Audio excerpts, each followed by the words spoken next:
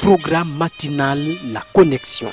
En ce temps de confusion et de panique générale, vous avez besoin de vous connecter au trône de Dieu et de maintenir la communion avec le Seigneur. Cette émission, c'est un temps de connexion divine. Gloire à Dieu, que c'est merveilleux pour des frères de demeurer ensemble. Alors baissons la tête pour la prière maintenant. Papa, merci pour ta grandeur, merci pour l'éclat de ta parole, merci pour les différentes provisions, merci pour l'œuvre du Saint-Esprit, pour nous convaincre et nous amener à être meilleurs. Glorifie ton nom encore aujourd'hui dans la vie de chacun de nous. Nous te bénissons, Père, pour la réponse. Au nom de Jésus, nous avons prié. Amen. Gloire à Dieu. Nous sommes très heureux de savoir que vous êtes là encore et je crois, comme nous continuons dans la série de nos études, la grâce de Dieu va se multiplier dans votre vie au nom de Jésus. Aujourd'hui, nous considérons l'étude numéro 6 qui est le témoignage irréfutable de Jean-Baptiste sur l'auteur de la vie éternelle. C'est clair. Qui est Jean-Baptiste? Quand vous lisez Luc chapitre 3, nous lisons à partir du verset 2, il dit « Du temps des souverains sacrificateurs Anne et Caïphe, la parole de Dieu fut révélée à Jean. Gloire à Dieu, fils de Zacharie, dans le désert. Alors il alla dans tout le pays des environs du Jourdain, prêchant le baptême de repentance pour la rémission des péchés, selon que ce qui était écrit dans le livre des paroles d'Ésaïe, le prophète. Qu'est-ce qu'il était dit? C'est la voix de celui qui crie dans le désert, préparez le chemin du Seigneur, aplanissez ses sentiers. Gloire à Dieu. Alors, donc, ce Jean-Baptiste a donné un témoignage de qui est Jésus et aussi qu'il est l'auteur de la vie éternelle. Jean, chapitre 3, nous lisons du verset 27. Au verset 27, il dit, Jean répondit, un homme ne peut recevoir que ce qui lui a été donné du ciel. C'est cela. Et vous-même m'êtes témoin que j'ai dit, je ne suis pas le Christ, mais j'ai été envoyé devant lui, le précurseur. Celui à qui appartient l'épouse, c'est l'époux. Gloire à Dieu. Il dit que lui, il n'est pas Christ. Il dit, mais l'ami de l'époux, qui se tient là et qui l'entend, éprouve une grande joie à cause de la voix de l'époux. Aussi, cette joie qui est la mienne est parfaite. Voyez, quand vous lisez cette parole de Jean, c'est une parole prophétique. Jean le Baptiste annonçait sa mission de précurseur de Jésus, et il parlait de l'épouse, qui est l'Église, qui était en train de naître. Il dit que cette Église appartient à Christ, et non à lui.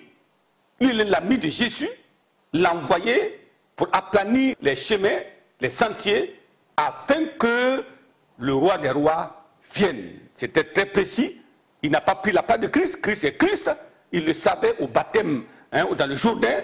Il a vu, oui, la colombe, le Saint-Esprit sous forme de colombe venir sur lui. Il a entendu aussi certainement la voix qui s'est fait entendre du ciel en disant, celui-ci est mon fils bien-aimé en qui j'ai mis toute mon affection. Alors, notons trois choses ici. Trois choses. Premièrement, le précurseur n'est pas le maître. C'est cela. Celui qui a été envoyé devant quelqu'un n'est pas la personne. Jésus devait venir, Jean le Baptiste a été envoyé, et vous savez, le baptême de Jean, c'était le baptême de repentance. Repentez-vous, parce que le roi vient. Repentez-vous, parce que Christ vient. Gloire au Seigneur. Alors donc, c'est pour ça, tous ceux qui voulaient confesser leurs péchés venaient au Jourdain et se faisaient baptiser. Voyez, ça c'était le baptême pour la repentance. Mais le baptême que Christ a apporté, ça c'est le témoignage que nous sommes maintenant du royaume, que nous avons abandonné le péché, que nous sommes maintenant enfants de Dieu et que nous sommes de Dieu. Alors en ce moment, c'est un témoignage public de notre appartenance à Christ. Je prie que nous fassions la différence au nom de Jésus. Jean chapitre 3, le verset 28. Il dit au verset 28, vous-même m'êtes témoin que j'ai dit, je ne suis pas le Christ, mais j'ai été envoyé devant lui. Et c'est pour ça qu'il dit au verset 30, il faut qu'il croisse et que moi je diminue. Ma mission est finie, je l'ai annoncé. Vous êtes venus au Jourdain pour le baptême, il est venu, moi je dois partir. Donc lui, il doit croître et moi je dois diminuer. Il disait à ses disciples, ne vous étonnez pas, c'est normal. Le précurseur n'est pas le maître. C'était très clair que Jean-Baptiste savait que sa mission était terminée. Deuxième chose, nous parlons de la précieuse révélation de l'épouse de Christ. L'apôtre, pas l'apôtre, Jean le Baptiste, il a déclaré ces choses extraordinaires.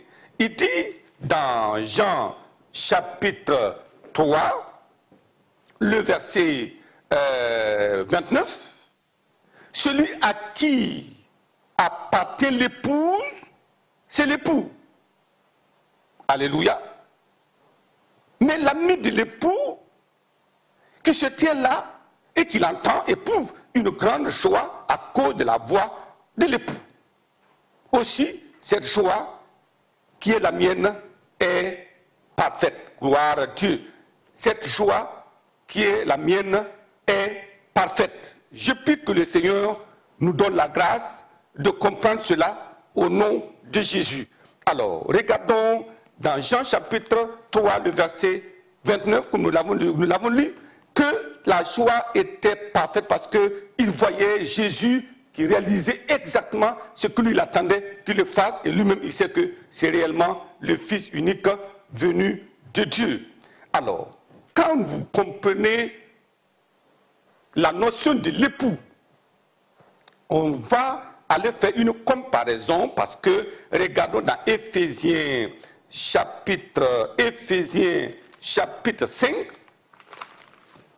Éphésiens chapitre 5, nous lisons à partir du verset 25, il dit là-bas, Marie, aimez vos femmes, comme Christ a aimé l'Église, et s'est livré lui-même pour elle, afin de la sanctifier par la parole, après l'avoir purifiée par le baptême d'eau, afin de faire paraître devant lui cette Église glorieuse, sans tache, ni ride, ni rien de semblable, mais sainte et irrépréhensible.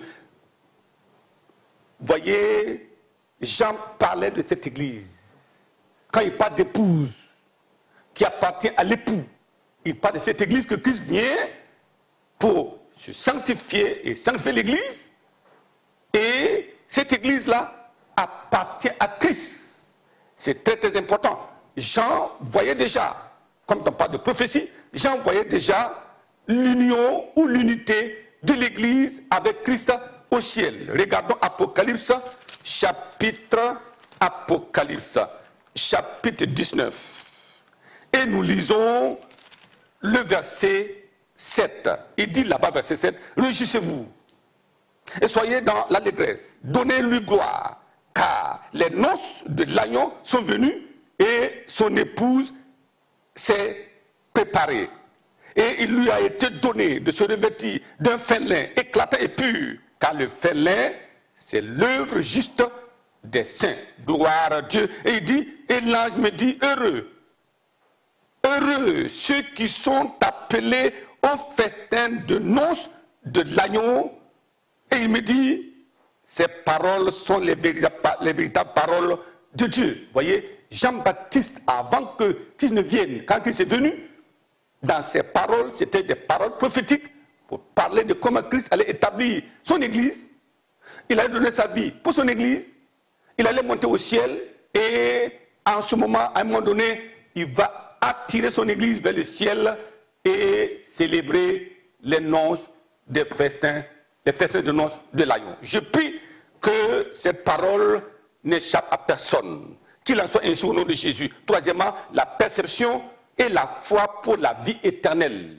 La perception. Jean chapitre 3. le verset 35. Il dit, le Père aime le Fils et il a remis toutes choses entre ses mains. Celui qui croit au Fils a la vie éternelle.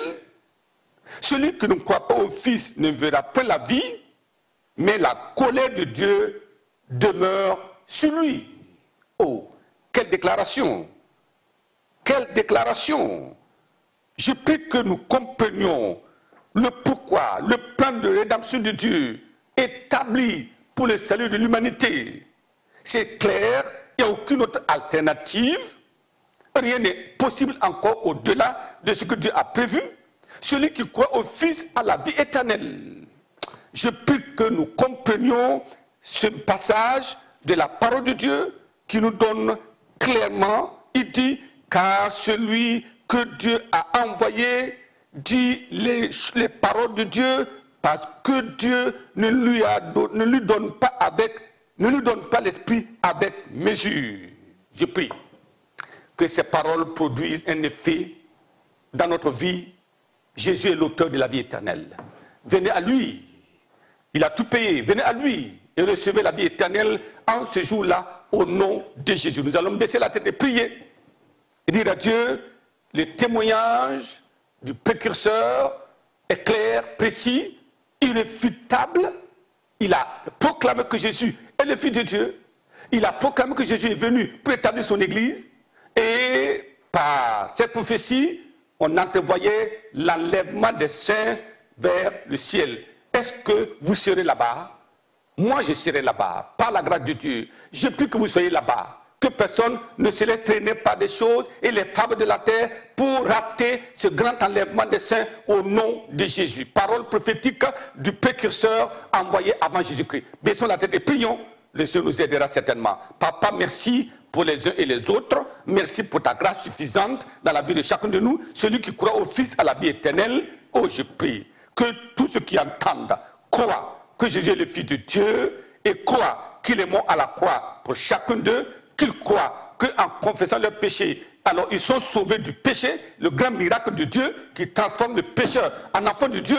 Je prie et je demande que ce miracle soit accompli dans la vie de chacun maintenant au nom de Jésus. Qu'il n'y ait personne qui se mette à raisonner, qu'il n'y ait personne qui se mette à faire des raisonnements quelque part pour dire est-ce que je prie que tous viennent à toi et soient sauvés par toi au nom de Jésus. Et quand nous serons au ciel, ils diront ah, en fait, c'était la vérité. Qu'il en soit ainsi au nom de Jésus. Merci Père pour la réponse. Au nom de Jésus, nous avons prié.